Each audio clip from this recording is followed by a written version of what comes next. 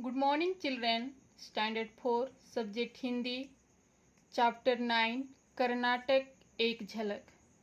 तो बच्चों, आज हम लोग इस पाठ का प्रश्नोत्तर करेंगे।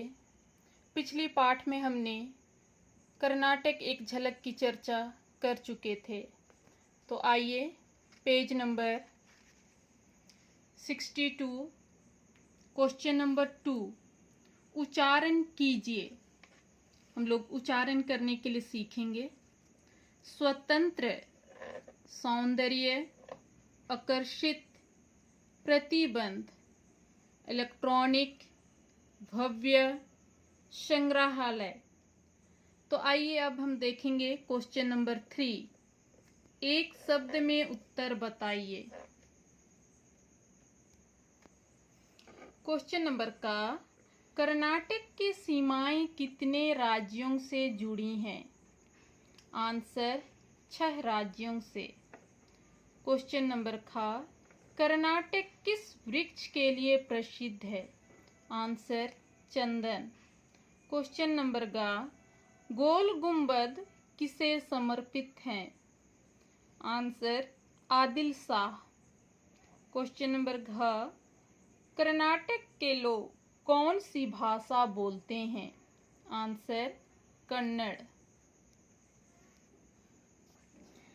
नेक्स्ट क्वेश्चन, एक वाक्य में उत्तर लिखिए। क्वेश्चन नंबर का कर्नाटक राज्य से किन राज्यों की सीमाएं जुड़ी हैं?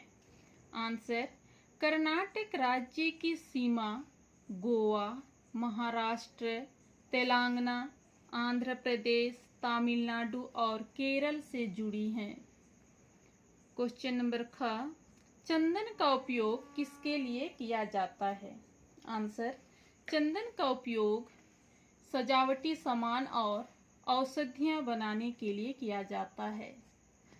क्वेश्चन नंबर ग गोल गुंबद कब बनाई गई?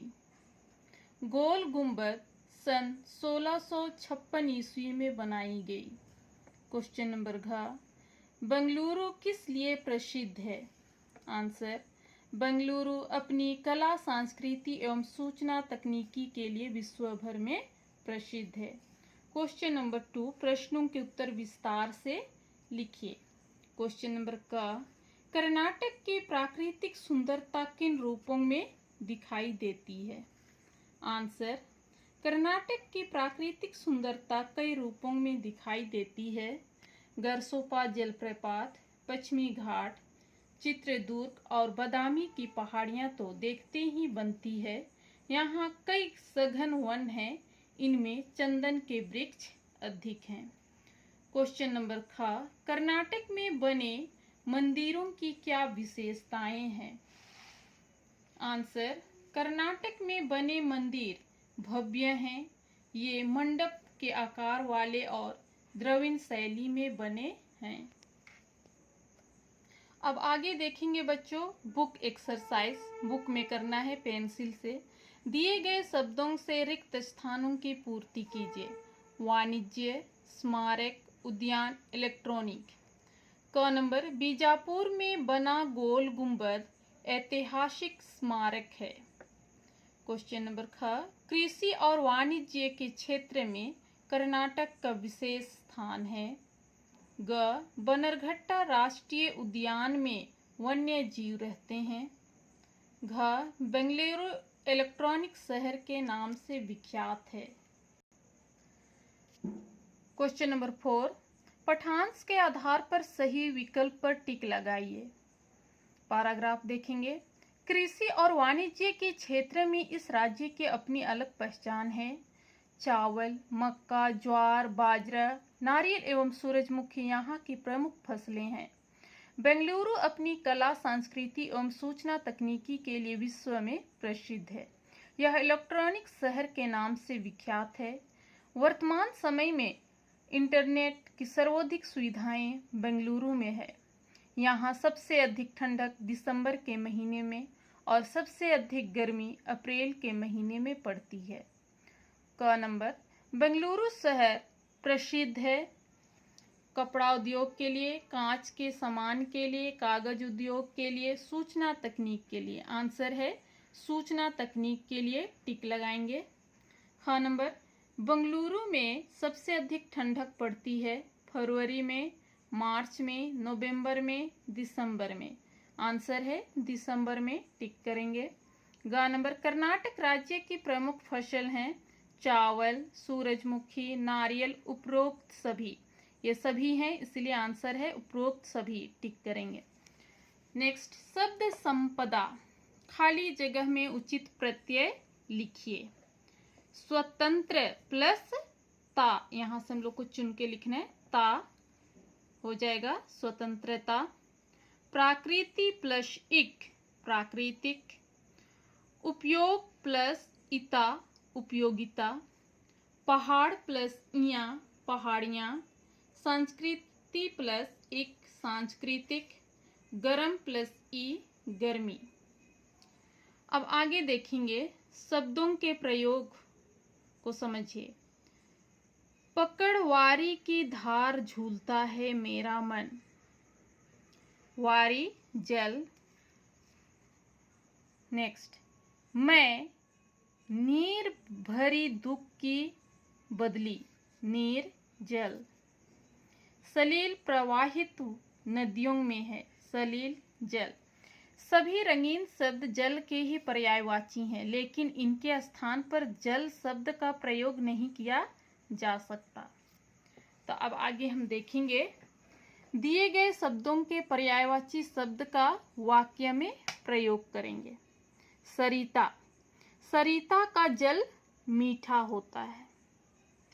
सलीला, सलीला के जल को दूषित नहीं करना चाहिए। पेड़, पेड़ पर चिड़ियां बैठी हैं। तरु, पक्षी एक तरु से दूसरे तरु पर जाती है। पाठ आधारित व्याकरण, रंगीन संज्ञा शब्दों के भेद लिखिए। तुंगभद्र नदी का जल यहाँ की मिट्टी को उर्वर बनाता है। रंगीन शब्द हम देखेंगे तुंगभद्र और नदी। पहले देखेंगे तुंगभद्र व्यक्तिवाचक संज्ञा, क्योंकि ये तुंगभद्र है, नाम है।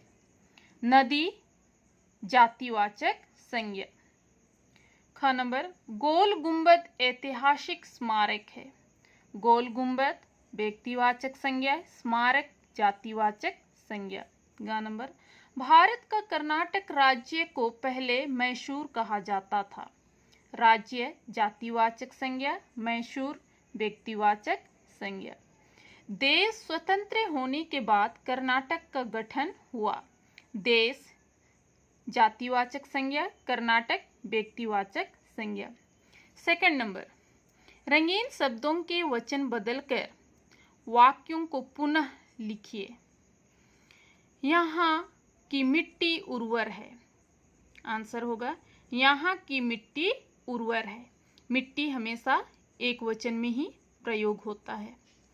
आगे देखेंगे, इसका उपयोग सजावटी सामान बनाने के लिए किया जाता है।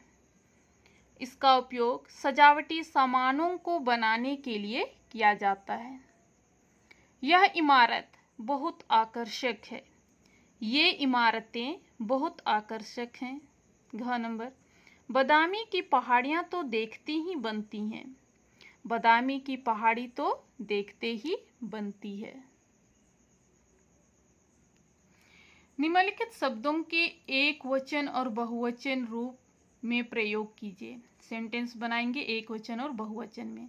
मंदिर एक वचन में, मेरे घर के पास एक मंदिर है। बहुवचन, भारत देश में अनेक मंदिर हैं। पेड़ एक वचन, आम का पेड़ छायादार होता है। बहुवचन, पेड़ काटे जा रहे हैं। स्मारक, गोल गुंबद ऐतिहासिक स्मारक है। बहुवचन, हमारे देश में कई स्मारक हैं। धन्यवाद।